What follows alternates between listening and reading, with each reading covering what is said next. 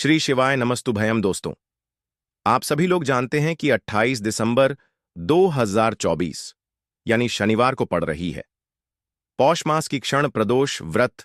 और दोस्तों, यह वह तिथि है जो पौष मास में पड़ने वाली सबसे बड़ी तिथि है, क्योंकि यह शनिवार के दिन पड़ रही है और इसका बहुत ही बड़ा और विशेष महत्व होता है। पूज्य गुरु जी ने कहा है कि अगर कभी भी मौका लग जाए और पौष महीने की शनिवार शनि प्रदोष व्रत को पड़ जाए तो आप लोगों को एक छुटकी काला तिल वाला उपाय तो अवश्य ही करना चाहिए। इन दोनों का संयोग बहुत ही कम आता है। इसी के साथ में गुरुजी ने अपनी शिव पुराण कथा में बताया है कि इस दिन आपको एक एक छुटकी काला तिल वाला उपाय तो आपको अवश्य ही करना चाहिए, क्योंकि ऐसा दिन पूरे साल में सिर्फ एक ही बार आता है।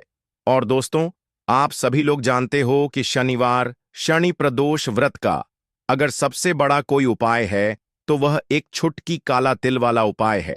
तो दोस्तों, शनिवार शनि प्रदोष व्रत के दिन आप लोगों को इस एक छुटकी काला तिल वाला उपाय को जरूर करना है। बहुत सारे लोग होंगे जिन लोगों ने इस उपाय को ना किया हो, मतलब पूरा साल निकल गया, उन्होंने किसी भी दिन इस एक छुटकी काला तिल वाला उपाय को ना किया हो। पर दोस्तों, आपके पास एक आखिरी मौका बचा हुआ है, जो कि 28 दिसंबर शनिवार शनि प्रदोष व्रत के दिन है। इस दिन आप लोगों को इस वाले उपाय को जरूर कर लेना है। भले ही आपने पूरे महीने भर इस उपाय को ना किया हो, पर अगर आपने इस पौष महीने के शनिवार शनि प्रदोष व्रत के दिन अगर इस वाले उपाय को कर लिया तो आपको इस उपाय को करने का वह फल मिलेगा जिसकी आपने कभी कल्पना भी नहीं करी होगी। इसीलिए आप लोग इस वाले उपाय को एक बार जरूर कर लेना है, ताकि आप लोगों के हाथ से यह मौका ना जा सके और आपको इस उपाय को करने का फल मिल सके। दोस्तों, यह उपाय पंडित जी ने अपनी अभी की ही श्री शिव महापुराण की कथा में बताया है। जी, इस उपाय को आज हम आपको बहुत अच्छे से समझाने वाले हैं। इस वीडियो को देखने के बाद इस उपाय को समझने के लिए आपको कोई और वीडियो को देखने की जरूरत नहीं पड़ेगी। तो चलिए दोस्तों, उपाय को शुरू करते हैं। देखिए, यह इस पौष महीने के शनिवार क्षण प्रदोष व्रत के दिन यह इतना खास होता है, इतना महत्वपूर्ण होता है। देखा गया है कभी कभी बड़े बड़े पूजा पाठ अनुष्ठान से जो मनोकामना पूर्ण नहीं होते, वह पौष महीने की शनिवार शनि दोष व्रत के दिन एक छोटे से उपाय करने से ही आपकी मनोकामना पूर्ण हो जाती है। और बहुत सारे लोगों ने इस उपाय को किया भी है और उनको इस उपाय को करने का फल भी जरूर मिला है। अगर आप लोग भी इस उपाय को करना चाहते हैं तो आप इस उपाय को पहले अच्छे से समझ लेना, सुन लेना, उसके बाद करना। आपको इस उपाय का फल जरूर मिलेगा और इस उपाय को कर लेने से आपके घर में चाहे किसी भी प्रकार की दुख और समस्या क्यों ना चल रही हो, आपको उसका कारण भी नहीं पता है कि भाई यह समस्या किस कारण से चल रही है, उसका कुछ भी कारण हो सकता है, जैसे पितृदोष हो सकता है या किसी भी तरह का मंगल दोष भी हो सकता है। तो इस दिन आप लोगों को यह वाला उपाय कर लेना है। यह एक ऐसा उपाय है जिस उपाय को अगर किसी विशेष दिन पर किया जाए तो भाई उस विशेष दिन का जो है वह तो हमें मिलता ही मिलता है, पर हमने उस दिन पर इस उपाय को किया है तो हमें उससे भी बड़ा फल मिलता है, और फल बहुत जल्दी मिलता है, क्योंकि आप इस उपाय को बहुत ही बड़े और विशेष दिन पर कर रहे हो। तो चलिए अब उपाय के बारे में बात करते हैं, लेकिन उससे पहले आप लोगों को यह जानना आवश्यक है कि आखिर यह उपाय किस समय करना है, किसको करना है और कैसे करना है। तो चलिए हम आगे आपको वीडियो में एक एक करके बता देते हैं। लेकिन उससे पहले अगर आप लोग हमारे चैनल पर पहली बार आए हैं या फिर मेरी आवाज आज पहली बार सुन रहे हैं तो हमारे चैनल को सब्सक्राइब जरूर कर लेना और इस वीडियो को लाइक करके कमेंट बॉक्स में श्री शिवाय नमस्तुभयम ओम नमः शिवाय जरूर टाइप कर देना। तो दोस्तों, इस एक छुटकी काला तिल वाला उपाय को हमें इस शनिवार शनि प्रदोष व्रत के दिन कैसे करना है, किसको करना है, किस समय करना है और कहां पर करना है, ये सारे सवालों के जवाब आपको इस वीडियो में मिल जाएंगे। और जो ये वीडियो देखेगा भाई, उसको एक छुटकी काला तिल वाला उपाय जरूर करना चाहिए, क्योंकि इस दिन काला तिल का भी बहुत ही बड़ा और विशेष महत्व होता है। और जब बात आ जाए एक छुटकी काला तिल वाला उपाय की, तो यह सोने पे सुहागा वाली बात हो जाती है और यह एक बहुत ही बड़ा उपाय हो जाता है इस शनिवार शनि प्रदोष व्रत का। तो अब दोस्तों, इस एक छुटकी काला तिल उपाय को आखिर करना किसको है, सबसे पहले हम लोग वह बात जान लेते हैं। तो देखो, घर की जो बड़ी माताएं बहनें होती हैं, उन माताओं बहनों में से कोई भी एक बड़ी माता बहन इस वाले उपाय को कर सकती है। और दोस्तों, अगर आप चाहें तो अपने घर में से सभी सदस्यों को भी इस उपाय को करवा सकते हैं। अगर किसी व्यक्ति की खुद की कोई मनोकामना है, खुद की कोई दुख और परेशानी है जो कि वह अपने लिए ही करना चाहता है, इस वाले उपाय को तो वह खुद अपने लिए भी कर सकता है। बाकी अगर कोई घर में से ऐसा है जो कि अपने पूरे घर परिवार की सुख और शांति के लिए यह वाला उपाय करना चाहता है, तो भाई वह भी कर सकता है। उसमें भी कोई दिक्कत वाली बात नहीं है। कहने का मतलब यह है कि इस उपाय को हर एक सदस्य भी कर सकता है और पूरे घर परिवार के सदस्य के लिए घर की बड़ी माताओं बहनों में से कोई एक माता बहन भी कर सकती है। माताएं बहनें अगर घर में उपस्थित ना हो या वह यह वाला उपाय न कर पा रही हो, तो फिर घर का कोई बड़ा सदस्य भी इस एक छुटकी काला तिल वाला उपाय को कर सकता है, चाहे फिर वह पुरुष ही क्यों ना हो। उसमें कोई भी दिक्कत वाली बात नहीं है। उसके बाद में दोस्तों जो अगला प्रश्न निकल कर आता है वह यह आता है इस उपाय को लेकर कि आखिर इस उपाय को हमें किस समय करना है, सुबह के समय करना है कि शाम के समय करना है। तो देखो, इस वाले उपाय को आप लोग सुबह के समय भी कर सकते हो और शाम के समय प्रदोष काल में भी कर सकते हो। अब अगर आप पूछो कि भाई सबसे उत्तम समय कौन सा रहेगा इस एक छुटकी काला तिल वाला उपाय को करने का, तो हम आपसे बस यही कहेंगे कि इस उपाय को आप सुबह के समय करेंगे तो ज़्यादा बेहतर होगा। बाकी अगर प्रदोष काल शाम के समय भी करेंगे तो भी अच्छा होगा, उसमें कोई भी दिक्कत वाली बात नहीं है। तो अब दोस्तों, जो अगली सबसे बड़ी और महत्वपूर्ण बात आती है वह ये आती है कि सुबह अगर हम उपाय को करेंगे तो हमें कितने बजे से लेकर कितने बजे तक के बीच में करना है, और शाम के समय प्रदोष काल में करेंगे तो हमें कितने बजे से लेकर कितने बजे के बीच में करना है। तो देखो, सुबह जितनी जल्दी हो सके आप उपाय को करने की कोशिश करना। बाकी अगर किसी कारणवश लेट भी हो जाओ, थोड़ी देर भी हो जाए, तो 10 या 11 बजे तक भी आप उपाय कर लेना, पर 12 बजे से ज़्यादा देरी ना हो। ठीक है, इस बात का ध्यान रखना। उसके बाद में दोस्तों, अगर शाम के समय प्रदोष काल की बात करें, प्रदोष काल का जो समय है होता है वह शाम के 6 बजे से शुरू हो जाता है। मतलब शाम के 6 बजे से लेकर शाम के 6 बजे से रात के 8 बजे के बीच में आप कभी भी इस वाले उपाय को कर सकते हो। उसमें कोई भी दिक्कत वाली बात नहीं है। देखिए, यदि हम किसी भी प्रकार के उपाय को निश्चित दिन और निश्चित तिथि पर करते हैं तो इसका हमें बहुत अधिक लाभ मिलता है, और इन उपायों को करने के बाद हमारे जीवन में बहुत अधिक परिवर्तन आता है। साथ ही साथ यह जो उपाय आपके जीवन की सारी परेशानियों को और सारी बाधाओं को दूर करने वाले हैं। देखिए दोस्तों, आज के इस पूरे ही वीडियो में हम आपको 3 चमत्कारिक उपाय बताने वाले हैं, और यह तीनों ही उपाय बहुत ही खास और बहुत ही ज़्यादा विशेष होने वाले हैं। तो चलिए दोस्तों, जान लेते हैं गुरुजी द्वारा बताए गए सबसे पहले उपाय के बारे में। देखिए, इस उपाय को करने के लिए सबसे पहले तो आपको काले तिल लेने होंगे। देखिए, काले तिल जो है वह भगवान शनिदेव को प्रसन्न करते हैं, काले तिल भगवान शिव को प्रसन्न करते हैं। तो देखिए, आपको मात्र एक छुटकी की काले तिल लेने होंगे, और इसी के साथ में आपको थोड़ा सा शहद लेना होगा। देखिए, शहद जो है आपको मात्र एक चम्मच ही लेना है, और इसी के साथ में आपको एक तांबे के पात्र के अंदर अपने घर से शुद्ध जल लेना होगा। देखिए दोस्तों, ये जो उपाय है आप सुबह से लेकर के शाम तक किसी भी समय में कर सकते हैं, लेकिन प्रदोष की तिथि है इसीलिए प्रदोष काल के समय में करते हैं।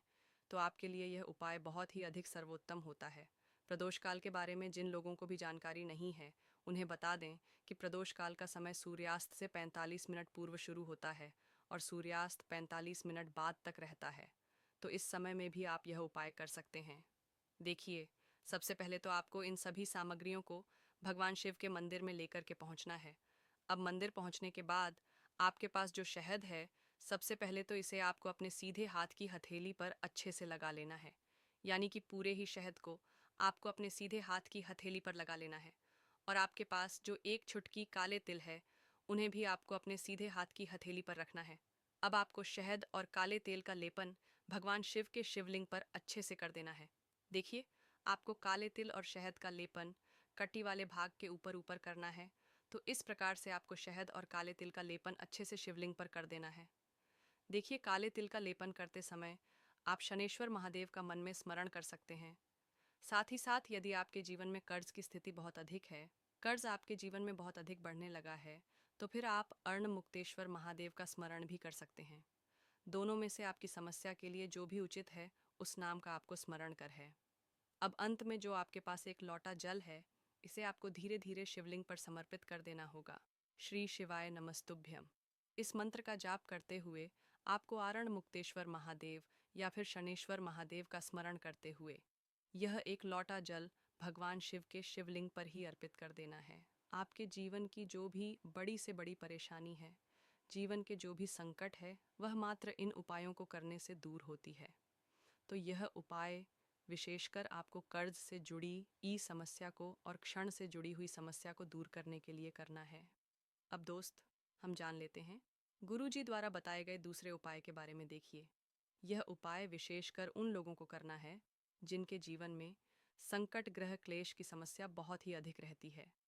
यानी कि आपके घर में बहुत ही ज़्यादा परेशानियां रहती हैं। घर में एक दूसरे से लोग अच्छे से बात नहीं करते हैं, बात बात पर लड़ाई झगड़े होते रहते हैं। यदि आप भी चाहते हैं कि आपके पूरे परिवार की एकता बरकरार रहे और आपके घर के जो यह क्लश हैं ये सभी दूर हो जाएं, चाहे पति पत्नी में लड़ाई हो रही हो, भाई भाई में आपस में लड़ाई हो रही हो, घर के किसी भी सदस्य से आपस में लड़ाई हो रही हो, तो जैसे ही आपके घर में सुख शांति बढ़ने लगेगी, वैसे ही आपके घर में माता लक्ष्मी स्वतः ही चली आएगी। तो यदि आपके घर में भी परेशानियां हैं, बच्चे बात नहीं मानते हैं, बड़े बात नहीं मानते हैं, तो फिर आपको यह उपाय करना है। तो देखिए, इस उपाय को करने के लिए सबसे पहले तो आपको शमी के पत्ते लेने हैं। शमी के पत्ते आप 31 यानी कि जितने भी आप शम पत्र लेने चाहते हैं उतने ले सकते हैं, लेकिन आपको शम पत्र विषम संख्या में ही लेने हैं। शमी पत्र के साथ में आपको लेना होगा थोड़ा सा शहद, और इसी के साथ में आपको लेना होगा मात्र एक लोटा शुद्ध जल।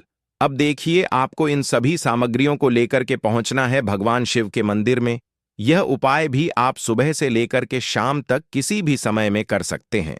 साथ ही साथ प्रदोष काल के समय में भी आप इस उपाय को कर सकते हैं। देखिए दोस्तों, सबसे पहले तो आपके पास जो एक लोटा शुद्ध जल है, इसे आपको धीरे धीरे शिवलिंग पर अर्पित कर देना होगा श्री शिवाय नमस्तुभयम इस मंत्र का जाप करते हुए।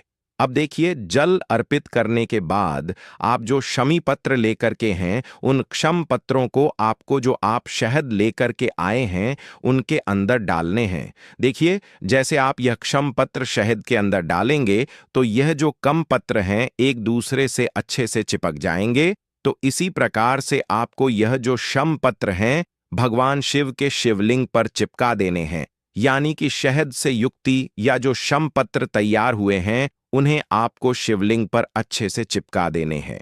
देखिए, जो भी व्यक्ति 28 दिसंबर शनिवार की प्रदोष पर शम पत्र से भगवान शिव के शिवलिंग का श्रृंगार करता है तो उसके जीवन में धन संपदा की वृद्धि होती है। भगवान शिव उस व्यक्ति से प्रसन्न होते हैं जिस प्रकार से हमने शिवलिंग का श्रृंगार किया है, उसी प्रकार से भगवान शिव हमारे जीवन का श्रृंगार करने वाले हैं। तो इस प्रकार से जीवन की समस्त परेशानियों को दूर करने के लिए, साथ ही साथ महादेव को प्रसन्न करने के लिए आपको यह उपाय करना है। अब दोस्तों, हम जान लेते हैं तीसरे विशेष उपाय के बारे में। यह उपाय भी बहुत ही चमत्कारिक होने वाला है। देखिए, यदि आपके घर में बुरी शक्तियों का प्रभाव है, आपके घर में बार बार नजर लग जाती है, कोई ना कोई व्यक्ति बार बार बीमार पड़ जाता है, या फिर यदि आपके व्यापार में बार बार नजर लग जाती है, जीवन में धन संबंधित बहुत अधिक परेशानियां चल रही हैं, जीवन में जो कष्ट हैं वह लगातार बढ़ते ही जा रहे हैं, तो आपको यह सुंदर सा उपाय करना है। देखिए, इस उपाय को करने के लिए सबसे पहले तो आपको मात्र 2 काली मिर्च लेनी है। इसी के साथ में आपको एक स्टील के पात्र के अंदर 2 चम्मच कच्चा दूध लेना है और उसमें आपको शुद्ध जल मिलाकर के कच्चे दूध से युक्त जल तैयार करना है। इसी के साथ में आपको एक तांबे के पात्र के अंदर शुद्ध जल लेना है। साथ में आपको एक मिट्टी का दीपक लेना है और उसी के अंदर आपको एक कपूर का टुकड़ा भी डाल देना है। तो देखिए, आपको 2 काली मिर्च लेनी है, कच्चे दूध से युक्त जल तैयार करना है स्टील के पात्र के अंदर। इसी के साथ में आपको एक तांबे के पात्र के अंदर जल लेना है, साथ में आपको एक मिट्टी का दीपक और उसी में आपको एक कपूर का टुकड़ा डाल लेना है। अब देखिए, यह सभी सामग्रियां लेकर के आपको पहुंचना है प्रदोष काल के समय में भगवान शिव के मंदिर में। देखिए दोस्तों, मंदिर पहुंचने के बाद आपके पास जो 2 काली मिर्च है उनमें से एक काली मिर्च को आपको अच्छे से चूरा कर लेना है, यानी कि बारीक कर लेना है। और इस काली मिर्च को आपको कच्चे दूध वाले जल के अंदर डाल देनी है। एक काली मिर्च आपको कच्चे दूध वाले जल के अंदर डाल देनी है, अच्छे से बारीक चूरा करके। अब सबसे पहले तो आपको जो कच्चे दूध वाला जल है उससे भगवान शिव के शिवलिंग का अभिषेक करना होगा। श्री शिवाय नमस्तुभयम इस मंत्र का लगातार जाप करते हुए जब भी आप यह कच्चे दूध वाला जल अर्पित करेंगे, तब आपको श्रम ईश्वर महादेव का मन में स्मरण करना है, ताकि आपके जीवन की जो भी समस्याएं हैं वह सभी समाप्त हो सके। काली मिर्च से भगवान शिव के शिवलिंग का अभिषेक करना क्षण दोष को भी दूर करता है, साथ ही साथ नजर दोष को भी दूर करता है। अब दोस्तों, कच्चे दूध वाले जल से अभिषेक करने के बाद आपके पास जो एक लोटा शुद्ध जल था तांबे के पात्र के अंदर, इसे भी आपको भगवान शिव के शिवलिंग पर ही अर्पित कर देना होगा, श्री शिवाय नमस्तुभयम मंत्र का जाप करते हुए।